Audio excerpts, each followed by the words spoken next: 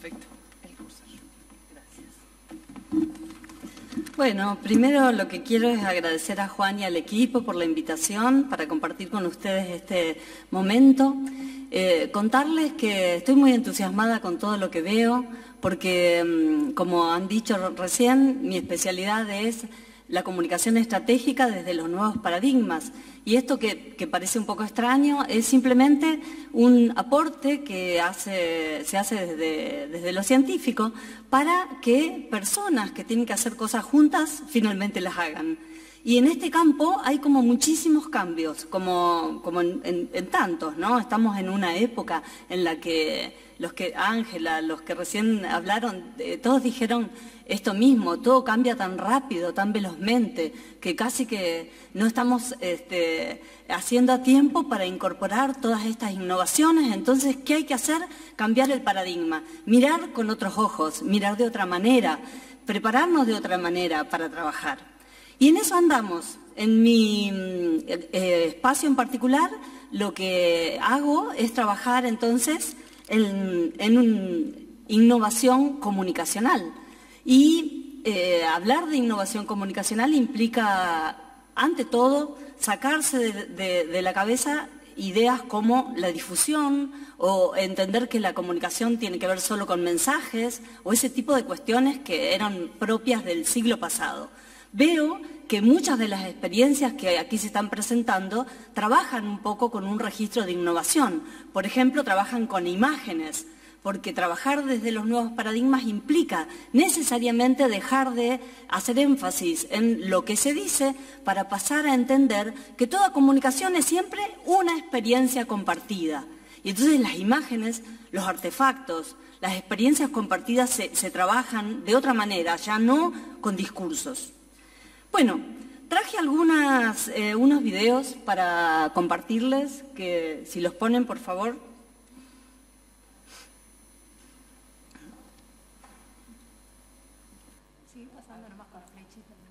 Ahí está, ahí vamos. Sí, ahí dice Sandra Mazzoni, Uruguay, ya me adoptaron. Soy de Argentina, pero podría venirme a vivir acá.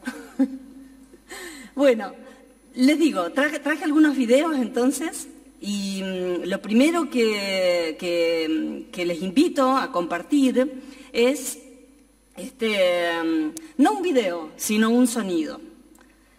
Esto va a tener que ver entonces con que tratemos de repensar a esta comunicación innovadora que tenemos que poner en marcha. Ahora sí.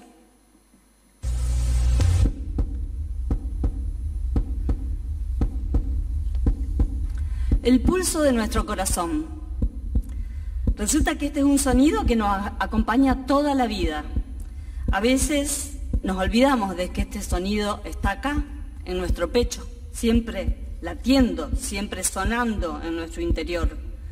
Algunas veces fuerte, como cuando nos entusiasmamos, y otras veces muy serenos, muy casi imperceptible, ¿no es cierto?, como cuando estamos así muy tranquilos.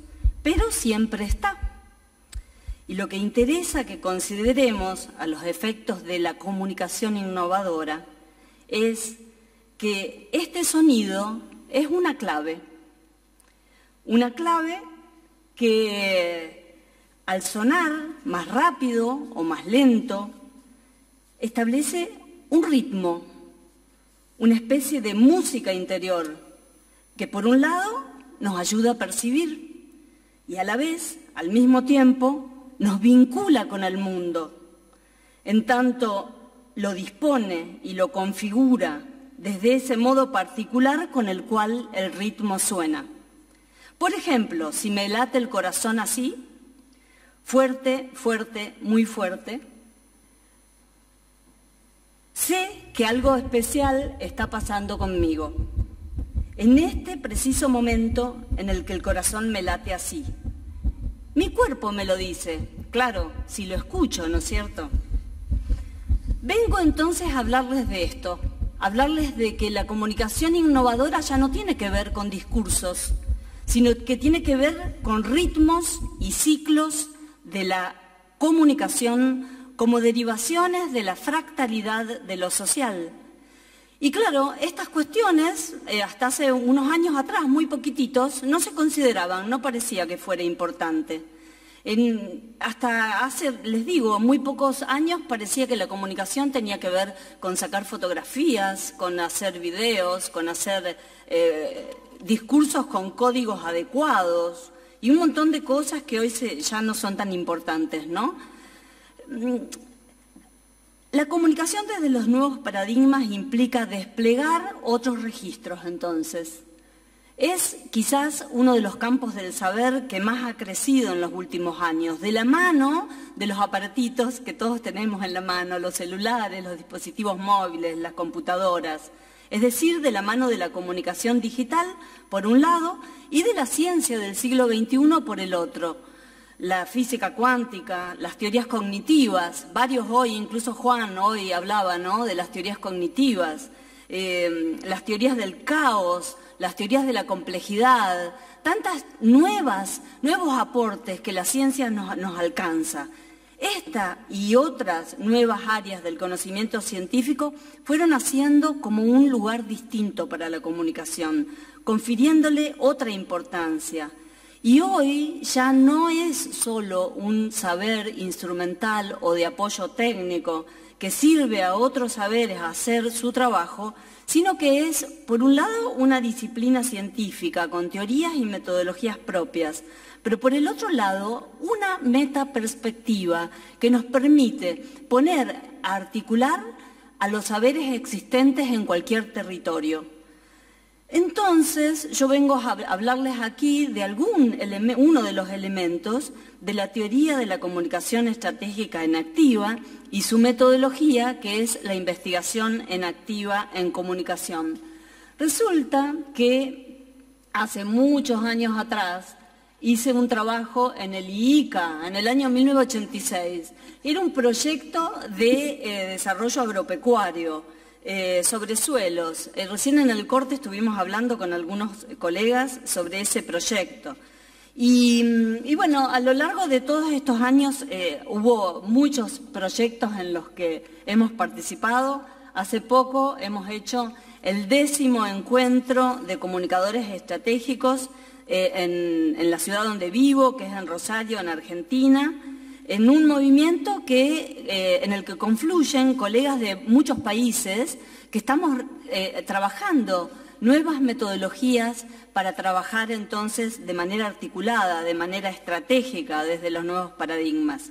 Y en esta presentación en particular, de todas las posibles entradas a la cuestión, me pareció muy importante que ustedes comprendieran que en esta conversación innovadora que es necesario establecer entre el campo y la ciudad, hay una categoría que nos sería de mucha ayuda, que es la categoría de las matrices socioculturales como autodispositivos colectivos.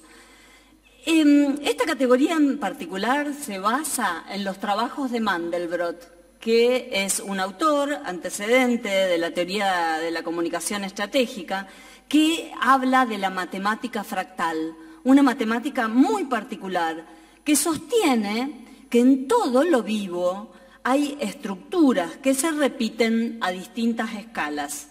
Es fácil verlas en la naturaleza, por ejemplo, en una hoja que tiene una forma de organizarse, que es en su nervadura, la nervadura de la hoja, se repite esa misma hoja en la rama del árbol y esa misma estructura del árbol se repite en el bosque.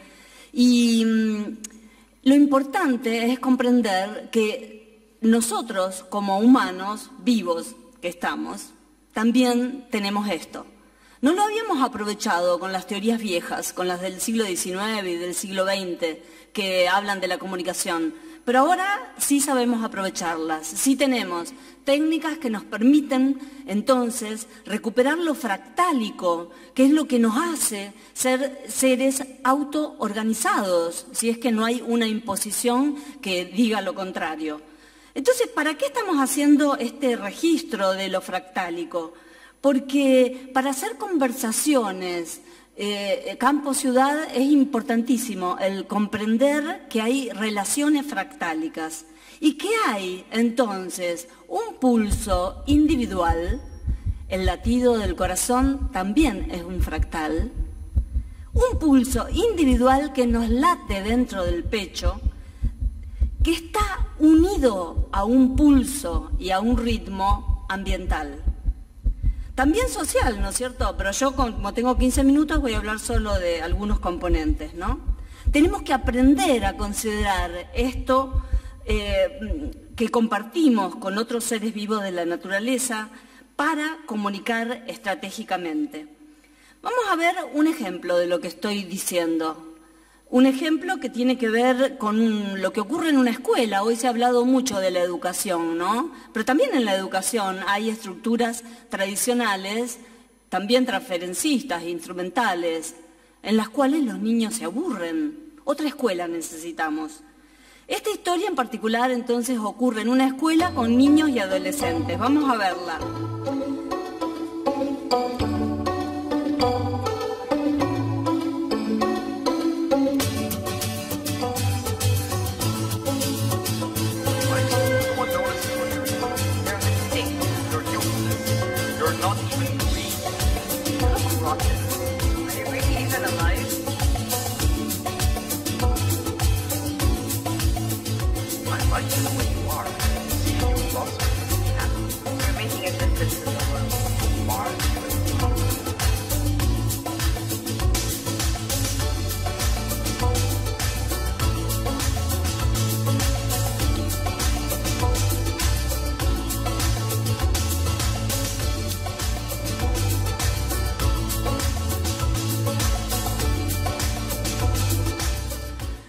Gracias a experiencias como esta, los humanos estamos ampliando nuestra mirada y dándonos cuenta que esto que les pasa a las plantas también nos pasa a nosotros y hace que en nuestras organizaciones muchas comunicaciones fracasen, muchas formas organizacionales fracasen.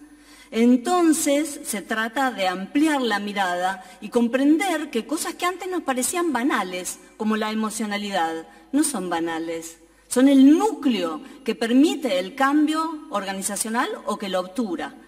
Entonces, tenemos otra ponderación de la emocionalidad. Hoy, casi todos los que me antecedieron en el escenario, en el micrófono, hablaron de que había problemas de comunicación y también muchos hablaron de la emocionalidad. Ese es un núcleo del cual tenemos que seguir desplegando. Toda comunicación es fluida, la nueva comunicación es fluida. Y se piensa en este registro, entonces, de lo vivo, ¿no? La comunicación estratégica es una comunicación para el buen vivir. Y se piensa desde lo vivo, se piensa fluida, o sea, cambiando todo el tiempo.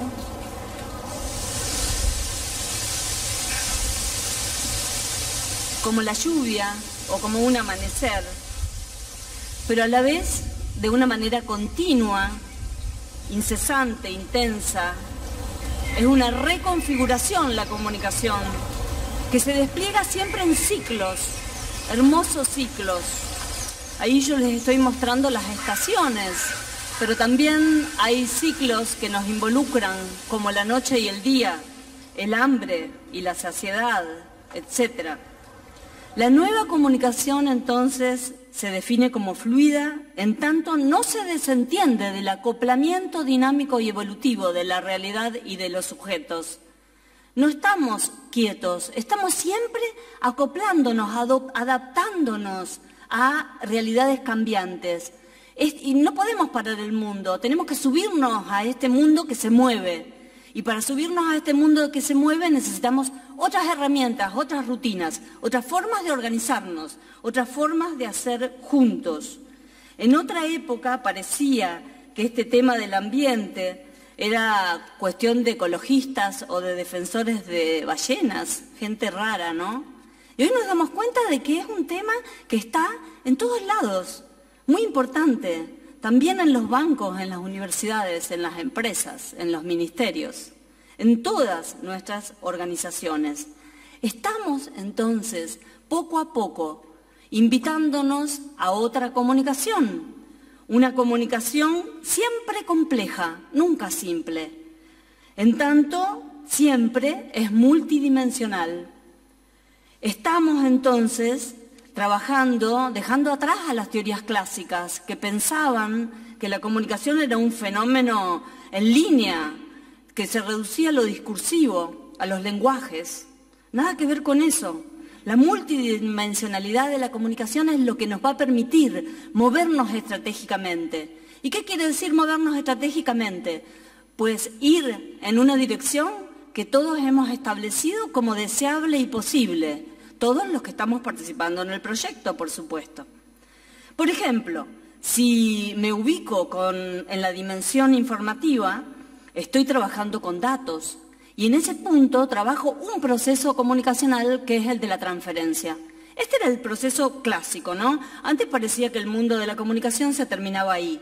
Pero si me dispongo a trabajar, por ejemplo, con la interacción, trabajaré con espacios y operaré otro tipo de encuentro en la diversidad, que es la participación. Y en cambio, si trabajo en la dimensión ideológica, estoy operando con discursos. Y al operar con discursos, entonces, lo que estoy haciendo es operar otro proceso comunicacional que es la denuncia o la sensibilización. Las teorías clásicas desconsideraban esto. Estoy dando algunos ejemplos, pero hay muchas otras dimensiones, ¿no es cierto?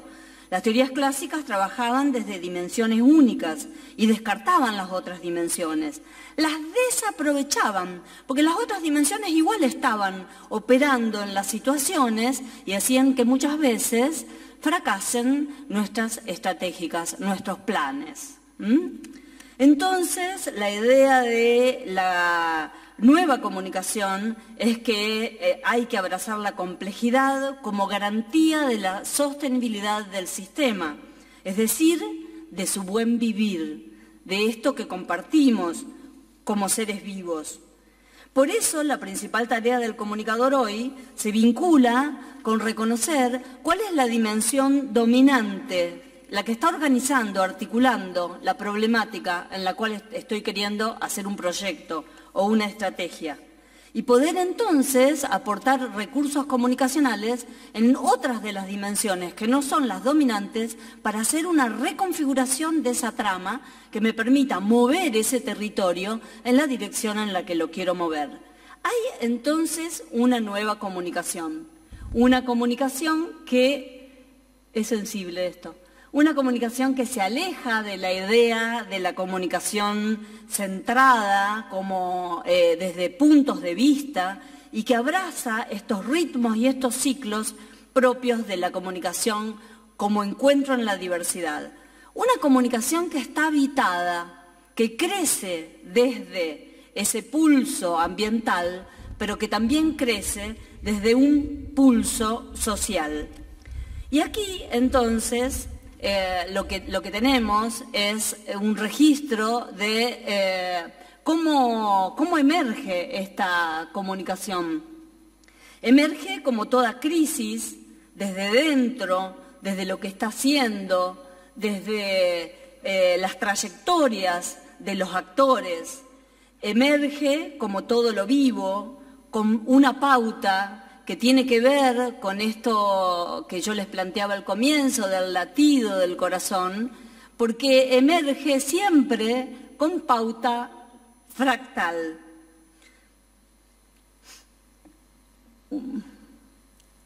Siempre con pauta fractal, siempre en un trabajo de codiseño con los actores involucrados en la problemática, con los cuales se despliegan entonces las estrategias de comunicación. Les voy a mostrar aquí simplemente un cuadro en el cual hay metodologías, técnicas, herramientas, instrumentos. Como saben, soy de la universidad, entonces a lo que me dedico es a esto, a desarrollar el cómo entonces un trabajo de este tipo puede desplegarse en el territorio. Y Y bueno, hay un montón de cosas que ustedes pueden ver en la bibliografía, pero para terminar, les digo que una comunicación habitada es una comunicación que late y ritma con otros, que late y ritma, entonces, sonando con otros.